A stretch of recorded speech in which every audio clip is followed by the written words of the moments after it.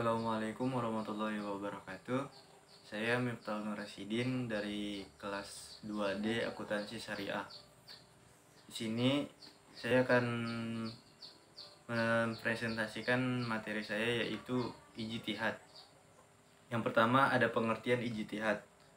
Hukum secara etimologi, ijtihad berasal dari bahasa Arab, yaitu ijtihada, yang artinya bersungguh-sungguh, rajin, giat. Jadi, menurut bahasa, ijtihad itu adalah berusaha atau berupaya yang bersungguh-sungguh. Sedangkan terminologi, banyak sekali para ulama yang mengidentifikasi ijtihad. Namun, pada dasarnya ijtihad adalah aktivitas untuk memperoleh pengetahuan, istinbat hukum syara dari dalil terperinci dalam syariat. Dengan kata lain, ijtihad adalah pengarahan segala kemampuan seorang fikih atau pakar fikih untuk memperoleh pengetahuan tentang hukum sesuatu melalui dalil syara. Selanjutnya, macam-macam ijtihad. Secara garis besar, ijtihad terbagi menjadi dua, ijtihad fardhi dan ijtihad jami'i. Yang pertama ada ijtihad fardhi. Ijtihad fardhi adalah setiap ijtihad yang dilakukan oleh perseorangan atau beberapa orang, namun tidak ada keterangan bahwa semua mujtahid lain menyetujuinya dalam suatu perkara. Ijtihad yang semacam ini yang pernah dibenarkan oleh Rasul kepada Mu'adz ketika Rasul mengutus beliau untuk menjadi qadhi di Yaman. Yang kedua ada ijtihad jami'i. Ijtihad jami'i adalah semua ijtihad dalam suatu perkara yang disepakati oleh semua mujtahidin. Ijtihad semacam ini yang dimaksudkan oleh hadis Ali bin Abi Thalib pada waktu beliau menanyakan kepada Rasulullah tentang suatu urusan yang menimpa masyarakat yang tidak ditemukan hukumnya dalam Al-Quran dan As-Sunnah. Selanjutnya, ruang lingkup ijtihad. Secara garis besar, ruang lingkup ijtihad dapat dibagi menjadi dua bagian. Yang pertama, peristiwa yang ditetapkan hukumnya masih zanni. Tugas utama para mujtahid dalam masalah ini adalah menafsirkan kandungan nas, kemudian menetapkan hukum-hukum yang termuat di dalamnya. Yang kedua, peristiwa yang belum ada nasnya sama sekali. Tugas utama para mujtahid dalam masalah ini adalah merumuskan dalam hukum baru atas peristiwa tersebut. Dengan demikian, ijtihad tidak dapat dilakukan terhadap persoalan hukum syara yang sudah qat'i dhalalah atau memiliki kepastian hukum yang nash. Lanjut, tertutup dan terbukanya pintu ijtihad. Pada abad 4 Hijriah, penyebaran Islam semakin luas dan permasalahan umat semakin kompleks. Hal ini menyebabkan ijtihad dilakukan seluas-luasnya, dan di era tersebut banyak sekali bermunculan ulama-ulama mujtahid yang handal, yang menjadi cikal bakal munculnya berbagai mazhab dengan ciri khas yang berbeda-beda. Setelah abad ke-4 Hijriah berlalu, perkembangan ijtihad mengalami kebekuan karena umat Islam merasa cukup dengan apa yang digagas oleh para praktisi hukum sebelumnya dalam mazhab yang mereka anut.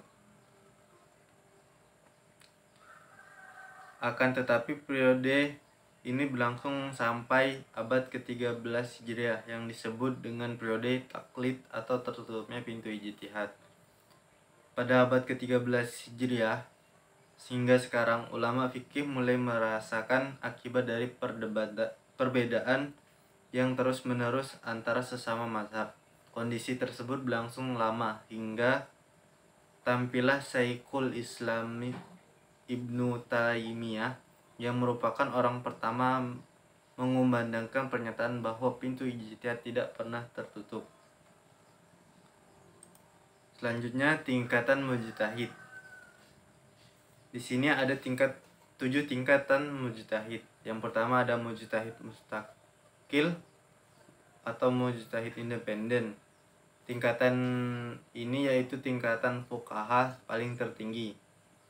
Seorang mujtahid mustaqil memiliki kemampuan untuk menetapkan kaidah-kaidah fikih berdasarkan kesimpulan terhadap perenungan dalil Al-Quran dan As-Sunnah. Yang kedua, ada mujtahid mutlak yang tidak mustakil. Mereka adalah orang yang telah memenuhi persyaratan dalam berijtihad secara independen, namun mereka belum membangun kaidah sendiri, tetapi hanya mengikuti metode imam mazhab yang berijtihad. Yang selanjutnya mujtahid muqayyad, mujtahid terikat. Lanjut, mujtahid takhrij. Mereka adalah deretan ulama yang mentakhrij beberapa pendapat dalam mazhab. Selanjutnya mujtahid tarikh. Yang keenam mujtahid fatwa. Ketujuh tingkat para muqallid atau orang yang taklid. Inilah tingkatan umumnya masyarakat. Selanjutnya ada syarat mujtahid. Yang pertama, menguasai dan mengetahui arti ayat-ayat hukum yang terdapat dalam Al-Quran.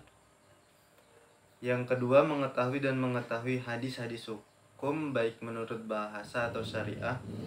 Mengetahui nasakh dari Al-Quran dan As-Sunnah supaya tidak salah dalam menetapkan hukum. Mengetahui permasalahan yang sudah ditetapkan melalui ijtima ulama, sehingga ijtihadnya tidak bertentangan dengan ijtima ulama. Mengetahui kias dan berbagai persyaratan serta mengistibatkan karena kias merupakan kaidah dalam berijtihad.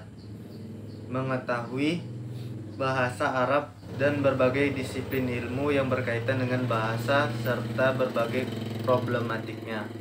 Mengetahui ilmu usul fikih yang merupakan fondasi dari ijtihad. Mengetahui maqasidu al-syariah atau tujuan syariah secara umum, karena berbagai manapun juga syariat itu berhubungan dengan maqasidu al-syariah atau rahasia yang disyariatnya suatu hukum. Demikian presentasi dari materi saya. Kurang lebihnya mohon maaf. Billahi taufiq wal hidayah. Wassalamualaikum warahmatullahi wabarakatuh.